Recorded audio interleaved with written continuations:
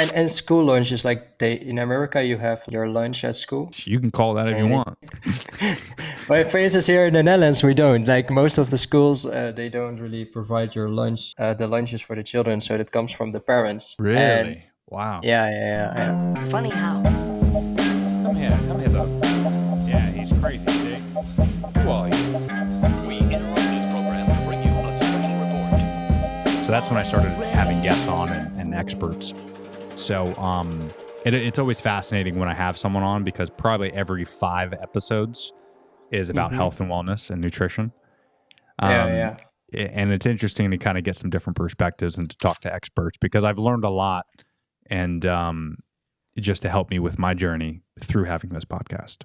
So That's good to hear. It's glad that this podcast helped you with that as well. Like for us, like the food is tackled from a lot of different perspectives. So not only from the health perspective, but like okay, now we talk about law, now we talk about marketing, now we talk yeah, about like product development, like all these things. Also, scientists working on new type of research for your microbiome. So we talk about the microbiome. yeah, It's it's it's huge. big. Yeah. Yeah, absolutely. And what's your background in particular? My 'Cause- background. So for me, one of the reasons that I started this podcast was also coming from my background. Um, I studied in life science, which is laboratorium related and Sure. biology, human biology, zoology, like all these things. But then I found out like that the lab doing research there was not my field. But I liked the science, but I wanted to use it more than just doing the hard work. Yeah, of course. No, but the other thing is like I was working in the hospital for a time, and then COVID came, so 2020, now 4 years ago, I saw, and that was the hotspot, where you can say for the COVID, right? Like the hospital itself is where it started, and when it started, where everything came together, and then because of that, I got a lot of like say free time in so let's say 2 months period, because the hospital had to change a lot of things, and my department was a bit shut down, so got me time thinking about what I want to do next. And I saw in the hospital that there we were talking about obesity. You just mentioned it, that in the hospital I saw that even a place what I suppose must be kind of an example for people that come into place, like say, okay, this is the way you should live, this is the food you should eat, whatsoever. It wasn't the case. And a lot of people would come and will come back in certain months with another medication or another problem. And I was thinking, yeah, we need to get on the prevention side for this. And food was always a big part of my life, because my father was a farmer, and the last 30 years he became a teacher for upcoming chefs. So food was always a big thing. And I still Yeah. cook a lot and be in kitchen. But then I was like, yeah, let's. I saw the problems in the hospital, and I wanted to step into that field. So I studied another master, which was basically making a bridge from the science to the business side within the food industry.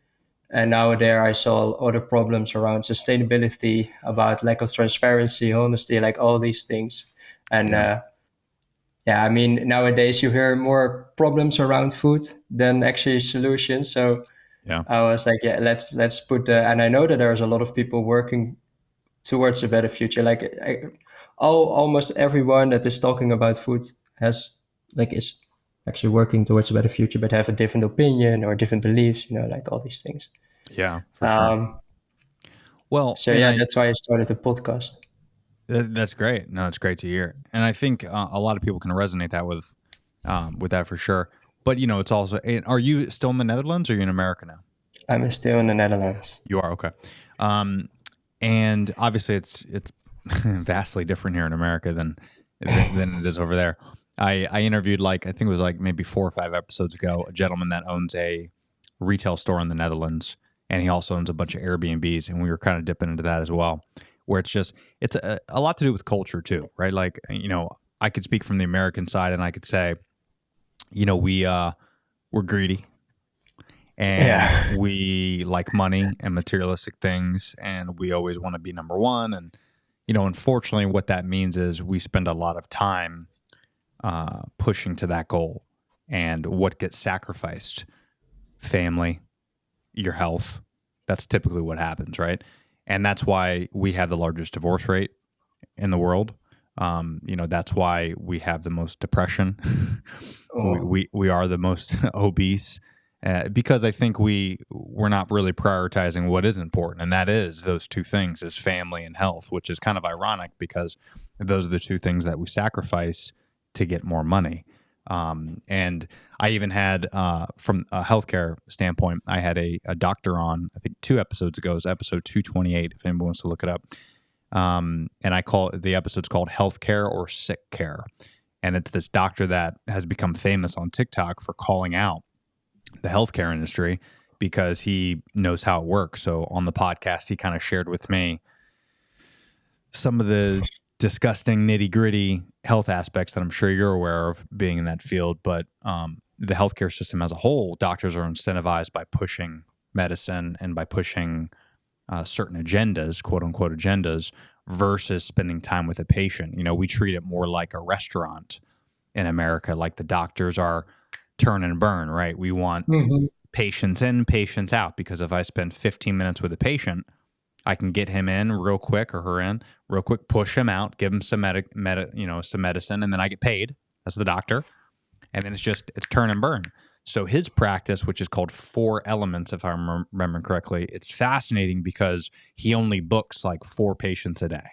He spends hours with a patient, and Oh. he picks apart everything: blood work. He knows, he's certified in nutrition, microbiology. So we talked a lot about my Crohn's and kind of my issue and stuff. And all the doctors that diagnose me try to give me some medicine and injections, and they just sent me on my way. But we don't understand this as U.S. citizens because we're not educated on this, obviously, in school, to where doctors, I think it's less than 2% of their degree is Mhm. nutrition. Yeah, no, here in the Netherlands, Yeah. doctors really didn't had any nutrition background, and To they get didn't got to a get their PhD degrey. to get a degree. Yeah, it was like so. So when I started my master 3 years ago, I think that was one of the let's say masters in the Netherlands that started to also put in courses around nutrition for doctors. Before that, it wasn't really the case. It's crazy, man. And Yeah, it's like and then, like, as it's. and as we get older, and we become smarter as humans, Mhm. we understand that Tylenol is good. Like, I get it. There's benefits, right? Like, but we also know there's some side effects, right? Especially when it comes to the microbiome, and like, you take Advil every single day, like, you're gonna have some serious internal issues. So there are benefits to medicines and vaccines and all this stuff, but we also know, like, from a doctorate standpoint, when you go to school and you get your doctorate, I think it's like 7 years in America. We back in like the 50s, this was fantastic. This was great. Like, these doctors, this is all they needed. But now, as we are getting smarter and we realize that nutrition is such a huge part of how we live, and how we're able to, like, you look at your country and Italy and parts of Europe, you have centenarians, people in the blue zones live until 110. And you look at their diet for 110 years, and it's like, fresh foods, they're farmers, like your parents, they're making food themselves, they're raising their own cattle. Like, obviously that's not sustainable here in America, but we know that's the perfect way to live. So our government and our healthcare in particular, it should be a requirement for Mhm. worldwide that doctors should get their degree only if 50% of your degree is on nutrition. Do I want, like, the best surgeon? Of course I do, right? But let them read a fucking book every now and again. Let them talk about nutrition. Just out of that 7 years, give me 1 year of nutrition. Let them Yeah, learn. yeah. You know what I mean? Like, but we don't do that because that would take work. That would take funding to switch that degree. Since it hasn't changed, I think it's been over 50 years in America where we're teaching them the same things. They're reading the same books as they were 50 years ago. That's crazy. You know, Yeah, it is. It is. um, Yeah, and, it, and is it like that in Netherlands? I would assume as well. how to go deeper into the like what they get for courses and whatsoever, I don't know exactly, but I know that there's a lot of lack of like knowledge around nutrition by doctors, Yeah, um, which I always like, as you said, I found it fascinating because they are also a leading example for their patients mostly, that's right. That's right. and a lot of people will listen to a doctor instantly. So if they get that knowledge around nutrition, I believe like on the prevention side for a lot of things we could, yeah, we could do so much better. Yeah. Well, and this is another thing this doctor was telling me the other day. Is he was like, unfortunately, the way the system is set up is not only is it like a rolling mechanism that they put together, but nowadays people like maybe me and you and some of the people that educate themselves would go to a doctor and say, hey, listen, I was researching this. This seems like it could work. Is that the case? And the doctors more often than not would be like, no, this is tried and true. Take this. This works. So they're not even like objective on the idea that there could be another solution out there. That's a problem. Like as a trainer, it upsets me a little bit more because as a certified trainer, every 4 years we had to get recertified here in America. Hmm. So I'm not certified anymore. So I don't teach people what I learned 15 years ago. Right. Like there's even a video I saw on TikTok that was very fascinating where there was this personal trainer, a current personal trainer, she's certified, and she's talking about hip thrusts and squats. And, Hmm. I don't know if you're big into working out. Not but Okay. So there, you do a squat, and then yeah, back in the day, they used to teach us when you go up that you thrust your glutes. You kind of squeeze your glutes a little bit, and that's going to help build the muscle. Turns out, studies after studies here in 2024, that would be horrible for your back. It would destroy your back. So obviously they don't teach that anymore. But if I'm living under a rock, I don't know that. So now I'm going to teach it, right? And that's just personal training. That is the lowest form of degrees. I mean, that's not, you don't need that's not something, you don't need to, learn that every day. Like but that's just an example of like how things are able to change on the personal training aspect, because that's a big portion of your health is working out. But like from a medical community, that means nothing to them. So you're able to get certified every 4 years and you're going to learn something new every 4 years. But doctors, they don't need to get their degree again. And that is way more important than personal training. And that is what is so fascinating to me when you look at these doctors that got their degrees 20 years ago, but they don't have to go to school again and learn new things.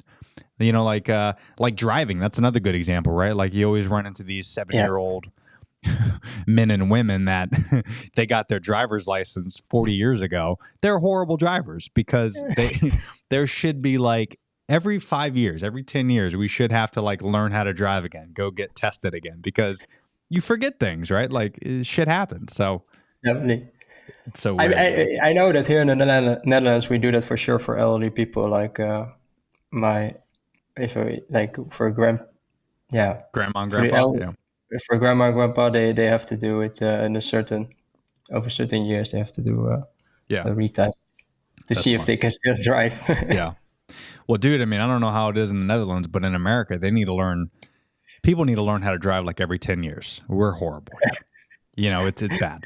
Like even if you're in your 40s, you suck at driving for sure. because because it's been 15 years, 20 years since you got your license. So yeah, I don't know. I think we don't take it too seriously because we've been doing the same things over and over, at least here in America. So we just kind of assume, oh, it worked 50 years ago, it could work today. But with all the information that's able to come out, and there's people way smarter than us that are doing all this research and they're, doing all this stuff. It's you got to learn. I think constantly, and you have to be a little bit more objective, and you have to be open minded to learning new things. And Yeah. unfortunately, we're just not, because again, this takes work, right? Like we're in America, at least I could speak for us. We need it now, today. So like to learn a new language, no, Americans won't do that because that's going to take time away from watching Netflix and fucking drinking. And, we just have our priorities all messed up. Same thing with doctors, if I have to get recertified or if I have to learn about nutrition, that means I'm not going to have patients today, which means I won't make money today. It's this mentality that we have that's a little, skewed. And for yourself, like, when was the moment that you took nutrition seriously? Oh, when I got Crohn's, for sure. That was the moment that you, and then you Yeah. did deep dived Yeah. into all kind of research. Yeah. And I've always been relatively healthy ever since I can't remember. I mean, maybe since I was like 15, I was into sports in high school and, eventually I got pretty big. I mean, 2% body fat. I was 165 pounds at, 19, Okay. 20 when I was a trainer. Like I was shredded because I was Yeah. training every day, like as a personal trainer, you wake up at 5 a.m., you get your first client and you're like, you got your coffee and your pre-workout in and you're like, all right, I might as well work out. And then you don't have a client that doesn't show up. And then you're like, hey, I'm bored. Let me work out. Like I was working out 2-3 times a day and every single day. So, but then eventually I realized now that I know looking back, I think I have Crohn's because I did treat my body like an amusement park in my 20s. Okay. There is no cure for Crohn's. There's no reason behind it. It's not genetic. It's not hereditary. They don't really know what it is, but I think a lot of it has to do with what we eat. And when I was really training hardcore, I was doing like 4,000 calories a day. Like 2 chicken breasts a sitting, broccoli, brown rice. Like I was pushing my gut to the limit, So eventually though, I'm 38 now, but so in my 30s, I started having these reactions where I would have to go to the hospital. Like almost every month, something would happen, but it would get to the point where I would get kind of backed up and constipated. Yeah. And eventually I would get like flu-like symptoms and they had to do an NG tube, which is down the throat. If you have like alcohol poisoning, it's kind of the same thing. Yeah. Yeah. Right? They put a tube down and they would have to like suck me out and then keep me in the hospital for like a week on IV. It was pretty bad. But every single doctor was like, "Oh yeah, you just backed up, you're constipated. Try what's that fucking stool softener, Miralax. Just put that in your drink every day and you'll be fine." And then it worked for a little bit and then eventually your body kind of hits this homeostasis thing where it gets used to it and then it doesn't work anymore. So then that wasn't working. Then same thing, back to the hospital. And then like, okay, let's do an X-ray CT scan. I went through that whole process for months. And then they're like, oh yeah, you have blockage. Go to a specialist. I went to a gastro and they said, oh, you have Crohn's. Take this medication. This is prednisone. It's a steroid. And that'll help with the inflammation. It didn't. And then long story short, years later, after multiple doctors, they gave me Humira, which is very popular here in America, where it's just an intramuscular shot. You do that every 2 weeks. And that worked for a little bit, but then I started having some really bad reactions to it, like rashes and skin issues and sleepiness and headaches and just some crazy shit. So then I was like, all right, you know what? It's been 3 years of this. This is a nightmare. It's costing me a lot of money. Let me do my own research. Then I started doing an elimination diet, cutting out foods, cut out red meat. I was still kind of having some issues, but it was controllable. I cut out chicken, still having a little bit of issues. Then I cut out fish, chicken, steak, like all meats, strictly plant-based. Started cooking my veggies, no raw veggies, no raw hard fruits. Just kind of mashing everything together, doing a little bit more smoothies, but all whole foods, all plant-based. And I haven't had an issue in maybe 2 years, 3 years. And I'm off medication completely. So, I mean, I have eggs occasionally, but I don't do any dairy, no cheese. And as an Italian, that hurts to not have cheese. But, I power through. So, and, I always tell people, especially on this podcast, I've had people that do the carnivore diet on and all that. And I don't know if it's like, I don't think it's because I'm plant-based now. I just think it's because I eliminated processed foods. I think that's a big portion of it. Yeah, I mean, like I cannot compare fully the processed foods what you have in America here with here in the Netherlands. I mean, like Yeah, we have a lot of like yeah. Let's say you have the FDA, which is controlling food quality and all these stuff. We have here the EFSA. Yeah, like exactly. I saw yeah, last time a video about it indeed that got a good shine. But the thing, like we have here the EFSA, and like it's more stricter around food, which that's why, for instance, with a very novel food, um, like new food innovation, lab grown meat, which is very accepted a bit in America, but sure. here in the EU, we really not that far. Like we are quite far from accepting it. Like it will take for sure still 4 years Yeah. And because is you that need a lot of research from like they ask a lot of research from the companies to prove that it is really safe, and they're like the whole process is very very long. So yeah, that's that takes fascinating. time. What so Yeah, what organization manages that? Is that the government or is that the EU. oh is the EU? So Okay. yeah, yeah. So they'll literally though they ask companies, no matter what company it is, big or small. So for instance, when you like a cultivated meat company will want to put their product on the market in the EU, and they Hmm. have to like first of all get an approval by these organization EFSA, which is an independent organization, and that you have to provide them the research around your product that you want to put into the market, and then they ask a lot of things, including what is like the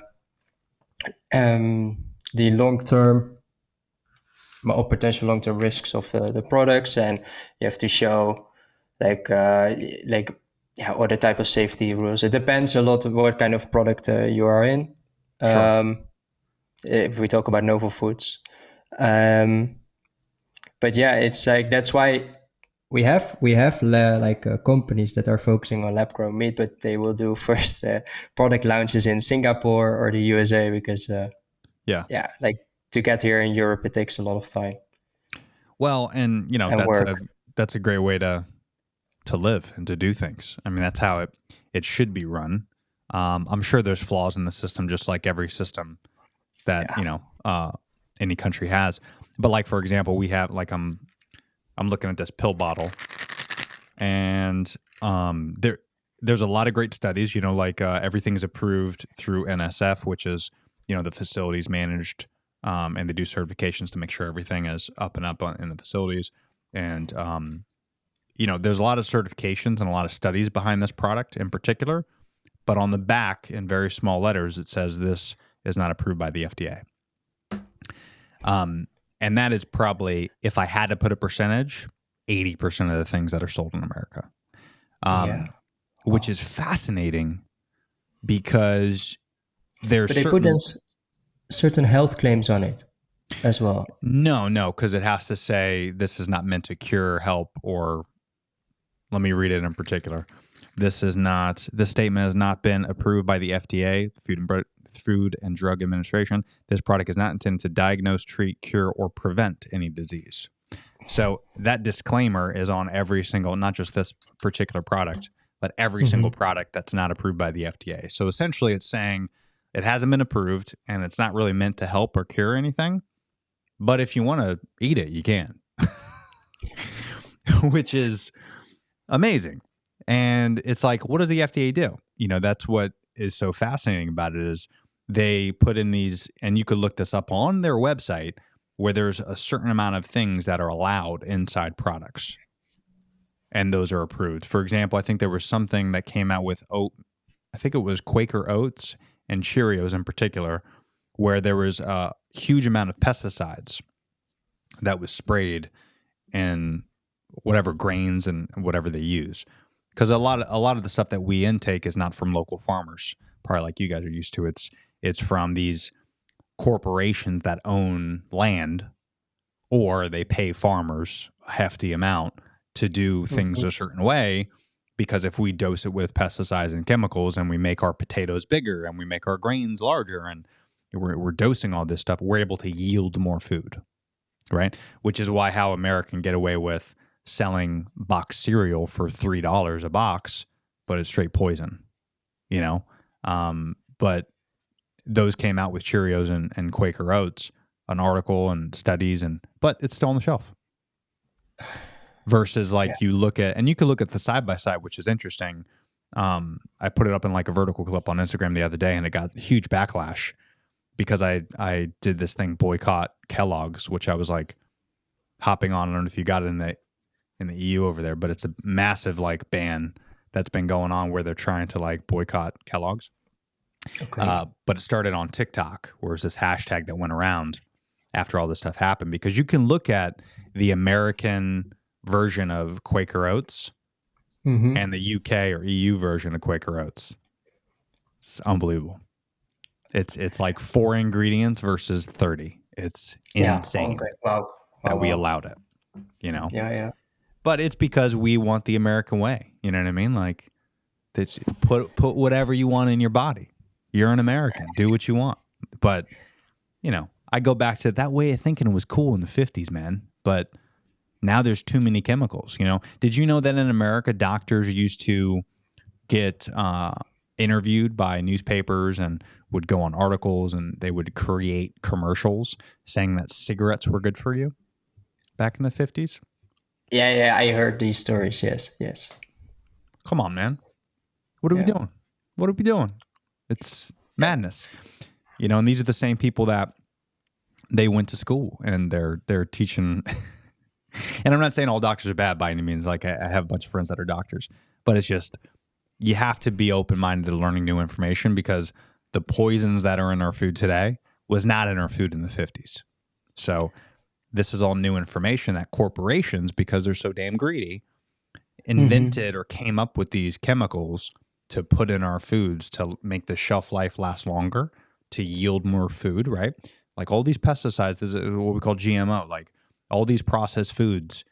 This was invented not to like help citizens get more food and to cure world hunger.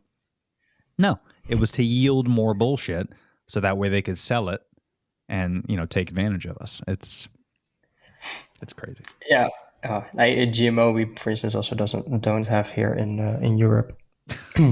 Like it's totally different, these two sides, and I can understand, because it also doesn't give like clarity and transparency, right? Like it doesn't help a lot. And when people get a bit more knowledge, which is happening around food and the ingredients that is put into it, they will question a lot the industry, and that's happening right now. That's what you do as well. Yeah.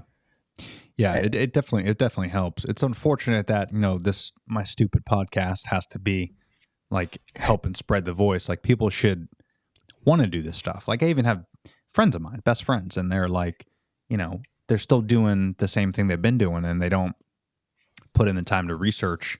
Because I know it's a lot of work, but I guess for me, I'm a little, lack of a better word, jaded, because I have Crohn's, maybe. Where it's like, until you get something serious happen to you, you're not going to question anything, right? No, definitely. I got one guest on the podcast, which was a food artist, and it's imaginable. It's not someone that is just drawing art about food, but it's way broader than that. He's making exhibitions and all these things. Also, he wants to do a big exhibition in MoMA, in the museum in New York. Is it, I think? Yeah. Oh, And wow. he has it already in Washington one, and it's getting bigger and bigger. But the thing is, what he said, like he got once a real life to death scenario when he almost like he broke his neck, but just on the right part, so he still lived. Like, but at that moment, it got him clear, like, life can be over tomorrow, so I have to do everything that I want right now to make a fulfilled life out of it. And from that moment, he just started doing everything that he wanted. And then he started to become a food artist. And the first thing he said, like, nobody, and still I have trouble with explaining what a food artist is, because, can you guess what a food artist is?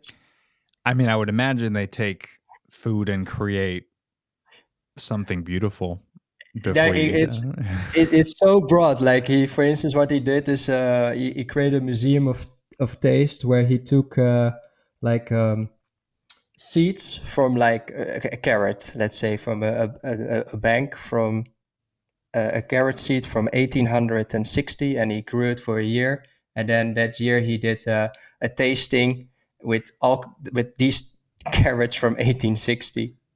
And then like just to show you what like food is and how it was before, like all kind of like yeah, Just kind of it's like kind of combining the history of food itself, and yeah, super yeah, creative and yeah. it's very unique. It's a it's a great way of thinking about things. I had a nutritionist on my podcast that spoke very highly of food, almost like a god. And it was interesting their kind of take on it, because every time they would eat, right, no matter whether they would cook at home or they would go out to eat, which was obviously very rare, but no matter what, you look at food, and whether you're religious or not, you can look at it kind of like praying, but you Hmm. would look at your food and honestly, from your being, stare at it for 10 seconds, and whether it's out loud or to yourself, really just kind of thank it and talk to it. And I thought it was kind of crazy, which it is, but when you do it, um, there's something magical that happens, because without that, you would die. And no matter where you are in the world, people don't have the food that you have, most likely.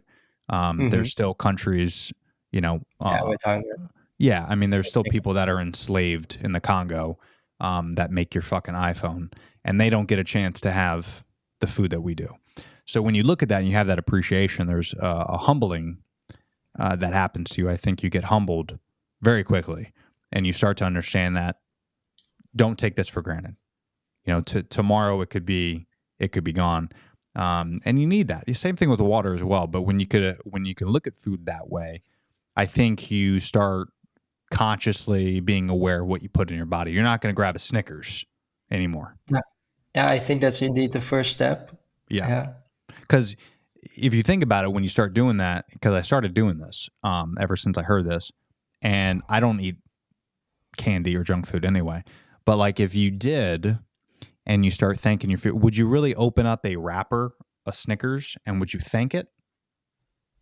Because when we No. talk about when we talk about thanking food, we don't just say, "Hey, thanks so much for feeding my belly." Like you need to you need to look at a piece of broccoli and say, "Thank you for giving me the fiber that I need, to pass everything successfully." You look at chicken and you say, "Hey, thank you for the protein that's going to heal my muscles and rebuild my muscles." I want to thank you, and I know a lot of people aren't able to have this meal, so let's do this right. Let's get in here and do what you do. You wouldn't do that to a Snickers. You wouldn't say, "Thank you for the processed sugar that's going to go into my body and it's going to cure my cancer." Like, there's nothing that a Snickers No. does. And I think when you start looking at food that way, you understand it's like a relationship. Like, do you look at your wife and say, "Thank you for being a bitch"? No, because if she's a bitch, it's a shitty relationship. But you do thank your wife when you're like, "Thank you for being loyal and loving, and I love you." And right. So there's this Yeah, indeed. mutual relationship that needs to happen. And food, unfortunately, right now can't talk to us. So it is. So it's one sided. So you got to you got to be responsible, and you got to take the run of it. Yeah, yeah. And I thought that was interesting, because you do have to kind of look at food like fuel. You know what I mean? It does. Like I had also another from like I think a guest that is in the regenerative agricultural scene. I don't know if you're familiar with that, but that's going back to of going using old technologies, but also maybe new technologies, but just more to the way how nature creates our food. Mm, And he was before that a chef, like in high cuisines as well. And he said like the best chefs out there really want to know where their food comes from, like the yeah. and it's like origin, but also how is it grown, how can it be the best grown, how can I get the best like taste perception, like all these things, texture, why, how can I get that out of that food that I'm growing or Yeah. Yeah. And it's just something we don't look at, here in no. America. It's yeah, we don't. And I don't know if, I mean, a lot of that is like, we can't because there's 330 million people in the US. I know not everyone could grow their own lettuce. Like, we don't have the land for it. But, I think what is fascinating that a lot of other countries are doing, specifically like places you don't expect, like Dubai and where are they building? Have you heard of the Line? That city, the Line? Yeah, I yeah, yeah. think But it that's is also, I think, Abu Dhabi. Is it Saudi Abu Arabia. Dhabi? I don't know exactly where it's close, but Yeah. Saudi Arabia, no? That to me is very interesting because they're taking something from nothing in the middle of the desert, but they're doing everything through solar, and they're growing their veg, and they're creating agriculture. How do we do that in America? Well, if it was me and I was more intelligent than what I am, instead of the large corporations and the large buildings that you need to make, these huge skyscrapers, instead of having a window with a cute view because you want to sell that space to the highest bidder and you want that view of the skyline of New York City, okay, you can look that shit up on Google. Relax. You don't need the view, okay? Don't be so crazy. Why don't we build like decks that has veg on every single floor? There's 150 floors of that building. All around, you put solar panels and you put agriculture, and now that whole building can feed itself off this veg. Now, is it going to be work? Yeah, of course. But now you don't need a McDonald's across the street, Mm-hmm. right? So there is ways that countries are doing stuff like this and putting things on roofs, agriculture and growing food on top of roofs Yeah, of your house. yeah, Like, underground even. that's crazy. In the grounds? No. Yeah, no, underground, like with Oh, underground. yeah, Yeah, with yeah. artificial lights and stuff to keep it growing. Yeah, Yeah. for sure. I mean, we do it with weed here in America. Why can't we do it with carrots and but again, all this stuff it makes sense on paper, but it is a lot of work and it's hard. And I grow my own veg and herbs and stuff, and it's tough. I mean, it's very time consuming, and you won't be able to watch your favorite show on Netflix because you're going to spend an hour or two a week focusing on that. But again, all this stuff is like, I think we're going to get to a point. Unfortunately, it's going to be too late. Whether it's a war, another one that we have, or if there's going to be something that's going to go down where it's going to force us that, like the pandemic, or we all remember what it was like. You couldn't go out to dinner and you couldn't do a lot of things. So you were kind of forced to figure it out on your own. And imagine if it was like a bigger deal than that. Imagine if, God forbid, something happens to where we have a nuclear wasteland, Yeah. and we're forced to go back to the hunter-gatherer stages. And how many people would know how to do it? How many people would have the drive to know, I got to go out and look for my food. I got to grow my own food. I got to figure out a way to do artificial light inside my house so me and my family could eat. Like, people don't think it's possible, but you never know, man. And we have to prepare the planet to be able to be more sustainable versus let's just We rely do. on the fast food. It's just, Yeah, and it's only not only the planet but also the people on it, right? Like what you said before, 70% of the American population is obese. that's right. That, in my opinion, that sounds more like a trigger for a lot of people to do something about it. But unfortunately, Yeah. Well, it's the same reason why we go back to doctors, right? Why they don't want to get recertified or go back to school to learn new information. It's because we're so used to it. It's so common here where we've created kind of a society where we are so lazy. And sometimes that's a good thing. Like a lot of people say AI is lazy. I don't think it's lazy. I think it's a great tool to make us more successful if it's used the right way. yeah, See, like fast food is a great concept if it's done the right way. And unfortunately, for 100 years, it's just not done the right way. I mean, McDonald's, when they first came out, it was 100%, ground beef. yeah, It was one ingredient. The bun was made from 3 ingredients. Like, it was a very, very good piece of meat, and the concept made sense. But as you continue to grow and you have to feed this 300 million people, they're going to kind of cut some corners, and they're going to make things a little bit more and again, that is all, it all makes sense at the time, but now it's too late. Like now, McDonald's isn't going to restructure their whole business to make things healthier for us. It's just not. It doesn't make sense, right? No, So, no. and if they did, that 70% would go down probably, since they're the most, the largest and the most successful fast food chain on the planet. Definitely. They make a huge impact on us humans. So, but you got a big family, and me as a new dad, it's like, I get it. It's hard because we make our own baby food, like we do all that shit, and it's hard. It's a lot of work. Wow. You even do that by yourself. But then, what are then if we say there might be someone listening that wants to take this step, the first step. Like, what is then, in your opinion, for American view? Because I can give my EU view on it, but keep it for you, your audience. Then, what are the first 3 steps they could take? I think step 1 is just shop on the outer aisles. Produce, veg, fruits. That's it. Don't try not to buy anything in a box or a can or a bag. What I call the BBC, box, bags, and cans. They're not the best, right? Like, of course, there's we buy canned coconut milk for some cooking and ingredients and stuff, but it's got canned beans.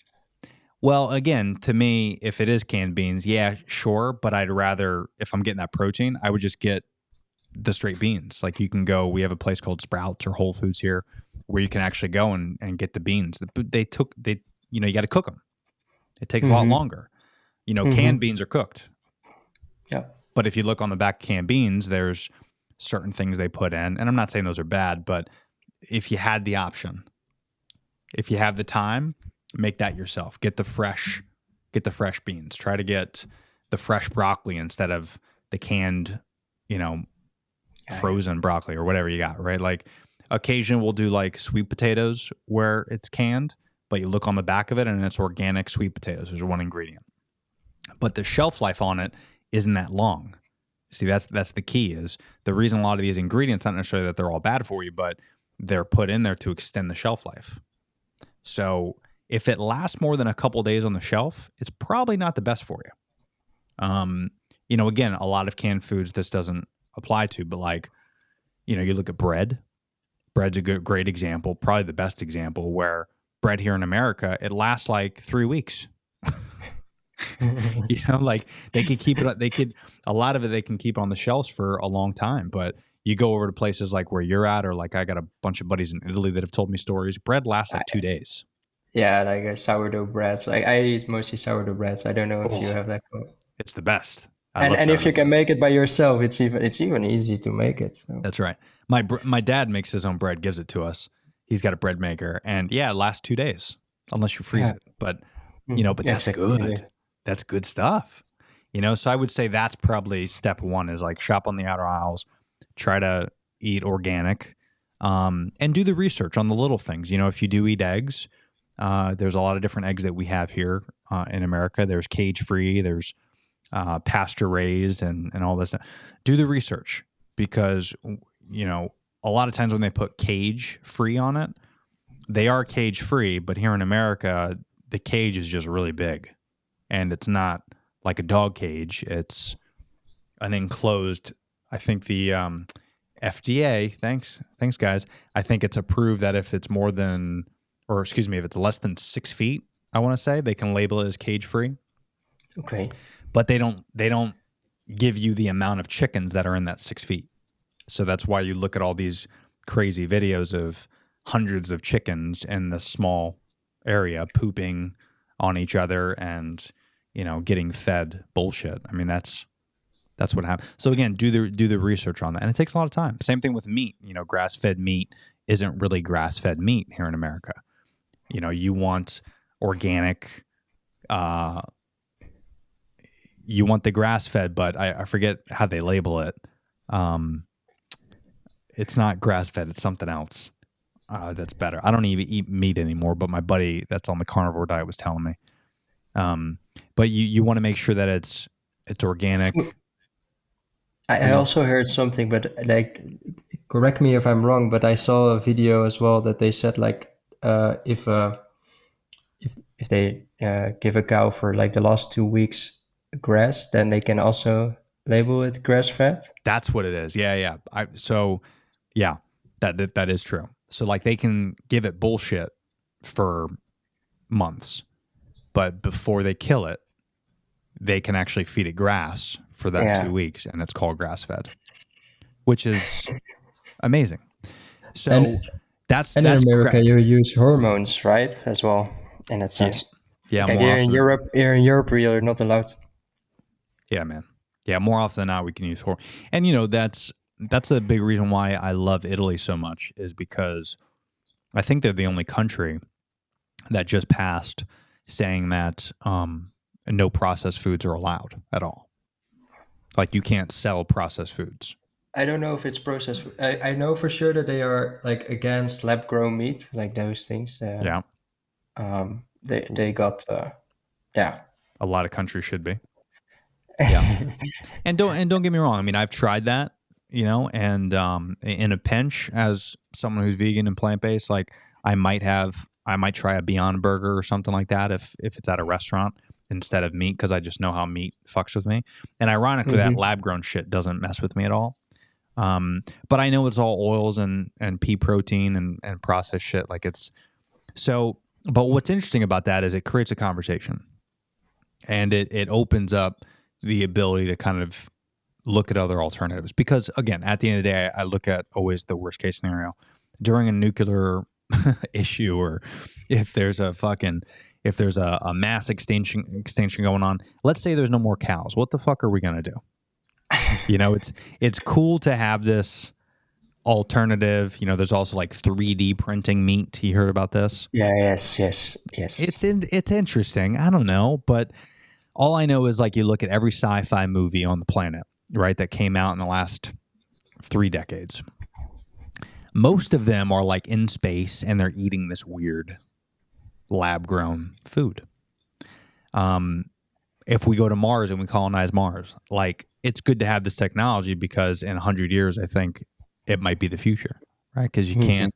We're gonna keep having sex and we're gonna keep populating, and we're at 8 billion people, bro, in the world. Yeah. That's a lot of humans, and It's a lot. we haven't touched the surface really in terms of like. There's places like Utah here in America, Iowa, like a lot of this stuff is mostly agriculture. So we can't build on that. And all these big skyscrapers that go up, it's like, okay, so now there's a million more people. Where are we going to build farms? Like we're running out of land because we're building all these corporations and we're building. So this is where it's like we have to think outside the box, where how are we going to grow things? And Yes. I think there's a lot of corporations, maybe like Beyond Meat or Impossible. Maybe they're not the end all be all, the best solution, but they're at least having the conversation of, because they'll never admit this. Like if you look at these press conferences, they're always like a better way to eat, global warming, blah, blah, blah. But really, I think the behind the scenes is these bigwigs, these billionaires, they know we're going to run out of cattle soon. Like, it might not be in our lifetime, but it's going to happen. So Yeah. that's why all these Harvard and Stanford studies are coming out, and they're really pushing this 3D meat. They're getting funding for it. A lot of investors are funding Beyond and Impossible Meats because we need another alternative for protein. I don't know if it's going to be the best for us, but I think they're trying to figure it out. So it's If we talk about it, I think we need new ways to create food in that sense as well. If you want to feed so many people, and Yeah. that's the main thing. The other thing is like if we talk about cultivated meat, the ones here they really want to target that junk food. If you can, for instance, if you can make the hamburgers from McDonald's lab grown, and you can give it like you have such a big effect. Not only, well, you might can control it even on the health aspect, right? What you put in cultivated meat in the lab, you can control it way more. It's a controlled environment, and the impact on the environment is so much less. Yeah, that's so true. Yeah, it's another big impact, right? Is the amount of consumption, and I think this could also be the way the capitalistic kind of mentality that we have here in America, which is fast food's cheaper than healthy foods. Yeah. And I wish our government actually gave a shit about us, but they don't. But if they did, I would say, if I was a consultant of the government, I would say make fast food more expensive. Now, are corporations going to like that? Of course not. But the government's role is not to look out for the corporations, to look out for the citizens. And if the citizens are 70% obese and fast food chains are the most popular in America, you don't have to have a degree to understand that that's probably the cause of it. One of them, right? We're lazy and there's a lot of other reasons, but fast food, because it's more affordable, a lot of people put that in their face because they don't have the time or the money to cook at home or to eat healthier. So if I'm the government, step one, like Italy did, like you guys are doing, step one, fix that issue. Because if you can make people healthier, they're just going to be better humans. Better humans make more innovative technological advances. Yeah, definitely. It just overall, they're smarter, they're more. But again, our U.S. Happier. government, you're right, they're happier. God forbid, right? We do that, but it's for whatever reason they don't have that mentality, and people aren't smart enough to make that critical thinking decision themselves. So that's why they need people like us, bro. Okay? That's why. It's but yeah, maybe. That's what I'm gonna tell myself anyway. It helps me sleep at night. But yeah, man, I don't know. There's there's a lot of opportunities, and there's people smarter than us that are probably working on it. But it's one of those things where it is kind of frustrating because as a new father, that's if like I'm gonna teach my daughter what I can to help her understand both sides of it. Like we were having this conversation with my buddy that also has 2 kids, and he's like, "So are you gonna make her eat plants only?" And I'm like, "No, unless her health calls for it. But I am gonna teach her the differences between fast food, cooking at home, eating out at restaurants, eating meat, not eating meat, cage free. I'm gonna teach her, and then when she gets old enough, she can make that decision." Problem is in America, we don't teach the differences, right? We teach them everything that's essentially bad for us, and then as we're raised, we continue that same path. And whether that's intentional or not, because it's fascinating when I do talk to other parents and they go to fast food with these kids, and the next thing you know, they're at school, hyped up, angry, right? They're not paying attention at school. So then they're not paying attention at school. Oh, they must have ADHD. Let's put them on medication, right? At the age of 5. And then, here you are. This is why we have a huge problem in America. And it all comes down to food, man. That's why it's such a cool topic for me to talk about. And I'm fascinated about it because it really is like. And school lunches, like in America, you have your lunch at school. You can call that if you want. Okay. But for instance, here in the Netherlands, we don't. Like most of the schools, they don't really provide your lunch, the lunches for the children. So that comes from the parents. Really? And, wow. Yeah.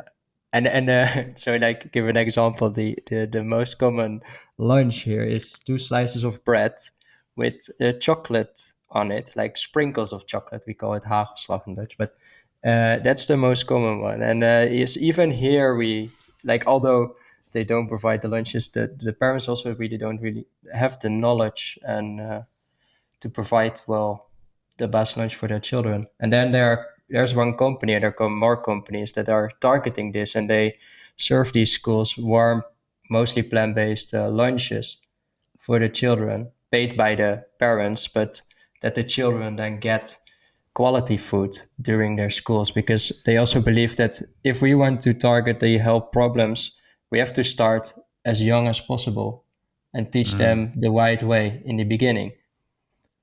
Yeah. God, that's such a great mentality to have. I wish we had that here in America. Because our lunches, at least I don't know what it is now. I'm sure I'll find out as my daughter gets older. But back in the day, it was like cardboard pizza. It was just this frozen, disgusting pizza, and you'd have canned not canned applesauce, but packaged applesauce from this company called Mott's, which is like the worst applesauce you can have. A sugary juice box or whole milk. You had these foods, and again, you get used to this. So when you have someone that packs their own lunch and it's a healthy lunch, other kids, so let's call it 70% of these kids, 70% of these kids look at you like you're a weirdo because you're eating healthy food. So then what happens, right? They get ridiculed, they get made fun of, and then they go back to mommy and daddy and say, Mommy, Daddy, Billy's eating this food and this pizza, and can I have this? And mommy and daddy are like, no, it's not healthy. Well, how come all the other kids are eating it? Okay, I guess you'll have it too. Yeah. And that's the problem, right? It's because the vast majority of parents don't take this seriously. And you're right, it does start at an early age. So we just have to, we got to get more. And I think, like you said, it's happening more and more, which is great. I think we're all on the right step. I hope it gets kind of quote unquote solved in our lifetime because it's a lot of work. But there's one other problem within food is that there's such an overload of misinformation and out there. And also what you said, like the other problem is that a lot of people might think that they are becoming a professional, and then they can teach a lot of people the way they should eat. And that's another issue, because then where do you put the line? Where do you have to trust? Like there's a lot of contradictions in food. If you follow also like high-end podcasts, there come guests that say, then one hand you have to follow a full vegan diet, and there comes another guest and say like, the carnivore diet is the best. The only solution that I think will help us with this is personalized nutrition, but that's still coming up. Yeah. And, again, that takes a lot of work. That is indeed for people. You would think they would want to take it, but a lot of people don't. No? Great. Yeah, man. So that is an issue, and that's a big reason why I like to have people like yourself on that can help, spread a little bit of knowledge, and because there is a lot of misinformation out there. But again, the most important thing is, which I love, kind of what a lot of people are understanding here in America is there's misinformation, but you can't silence people. We're in this bad habit in America, at least, of we're silencing things we don't like, which is crazy because it's not what, it's not things you like or don't You're like. not that. Okay. Yeah, that doesn't matter, right? It's all about the facts. And is that, yeah. Yeah, that's maybe that's in the Netherlands. If you talk to someone that says that been in the Netherlands, they mostly say the first thing that we are quite direct. I love that. Yeah. Which is, again, for us, we only like to spread things that what we call, highlight reading. Right. So like things that spew controversy and create craziness. Yeah. Because that helps, right? That helps kind of spread narrative, and it goes back to greed. That's all it is you want people to, click on your title, click on your news article. Like that's the type of stuff that we like. And then unfortunately, just after years and years and years of doing that, now all these news organizations and media are corrupt. These podcasts just want the buck. Like all these big podcasts you're talking about, we could probably off air talk about the same ones, but these ones get paid by these large corporations or large businesses. And listen, as a podcaster, I got to tell you, I've been approached by people. It just doesn't fit my brand, and I've said no. It wasn't it wasn't enough money to be like had me think about it. But I'm sure there's a lot of big podcasters that get money thrown at them, and eventually, I get it. It's hard to, you know what I mean? Like if someone came up and said, "Hey, say this one ad, and we'll give you $100,000," I'd be like, "Ooh, I have to think about it." I'm like, $100,000? How bad could it be? And you start justifying it. And again, this is the problem, right? Where we care a little bit more about the money than we do about our health and well-being. And, I think eventually we're going to have to switch. We're going to figure it out in America. And it might be too late, but I think it'll eventually happen. So, yeah. But that's why I love your podcast. So tell people a little bit about kind of what you guys do and give your podcast a shout out. Where can they find you and listen to you and all that, and then we'll wrap this up. Great. So our podcast, I do it together with Andres. We co-host the podcast Tomorrow's Bites, which is the podcast where food is then not a problem, but rather a solution. we try to get all these perspectives from the food industry, if working in law, marketing, setting up a business, or working in the field of science on the microbiome whatsoever, or even at a high performance like nutritionist in the sports scene. But we want to have these different perspectives because in the end we want to learn and get inspired from it, because I believe also everyone works towards a better tomorrow, right? That's also what they are aiming in the end for. And with our podcast we try to get it, like, we amplify just the voices that are working towards a better future. And because nowadays in food, as we just discussed almost the whole podcast about it, we have so many problems, and we actually only hear problems, but we don't really hear the solutions out there. And there are people working hardly on solutions. So that's the podcast Tomorrow's Bites. You can listen it on Spotify, Apple Podcasts, or every type of like platform that you're using. That's great. That's it. And for everybody listening and watching, I'll leave those. I'll leave the links in the description below. But listen, man, thanks so much. I know you're in the Netherlands, so time wise, I appreciate you coming on the show. And this was fun, man. An hour flew by. So yeah. But I appreciate. It was a good talk. Yeah, it was nice man. Insights that you give for me as well. No, it was great, and I can't wait to hear your podcast. I'm definitely going to tune in, dude. Thanks again, man. Stay safe in the Netherlands. Keep doing what you're doing, bro. We appreciate you. Thanks. Same to you.